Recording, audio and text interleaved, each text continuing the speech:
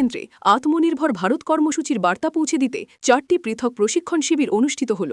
BJP পশ্চিম কাটিগড়া, বদরপুর 5 গ্রাম, কালাইন ও কাটিগড়া মণ্ডলের উদ্যোগে এই শিবিরগুলি আয়োজিত হয়। দেশীয় সামগ্রীর ব্যবহার ও অর্থনীতিকে শক্তিশালী করা।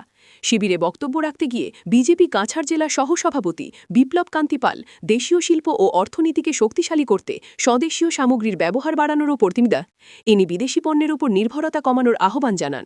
তৃণমূল স্তরে বার্তা। প্রত্যেক শিবিরে দলীয় নেতৃত্ব ও কার্যকর্তারা সংগঠনকে আরও মজবুত করার পাশাপাশি তৃণমূল স্তরে আত্মনির্ভর ভারতের বার্তা পৌঁছে দেওয়ার সংকল্প নেন। শিবির শেষে আত্মনির্ভর ভারত সংকল্প অভিযানের লক্ষ্য ও কর্মপরিকল্পনা নিয়ে আলোচনা করে শপথ বাক্যও পাঠ করা হয়। উদ্যোগ নিতে হবে।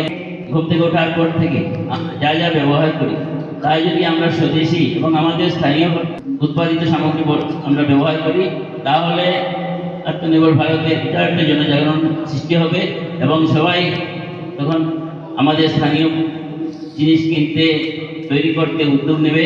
এইভাবেই আমরা আত্মনির্ভর ভারতের দিকে এগোব। বিভিন্ন সময় দেখা গেছে এমএসএমইর মাধ্যমে ছোট শিল্প তৈরি করা যায়। ব্যাংকও আজ লোন দিতে, ঋণ দিতে তৎপর রয়েছে সবাইকে আত্মনির্ভর ভারত তৈরিতে। এইভাবে যদি আমরা সক্রিয়ভাবে কাজ করি, বিভিন্ন উৎপাদন যেভাবে আমরা করতে পারি এবং আমাদের স্থানীয় বাজার তৈরি করে আমরা এগুলি এই বাজারে বিক্রি করে আমরা স্থানীয়ভাবে আত্মনির্ভর হব। তারপর আস্তে আস্তে এটা সমস্ত দেশব্যাপী আত্মনির্ভর ভারত তৈরি হবে। এটাই আমার উদ্দেশ্য।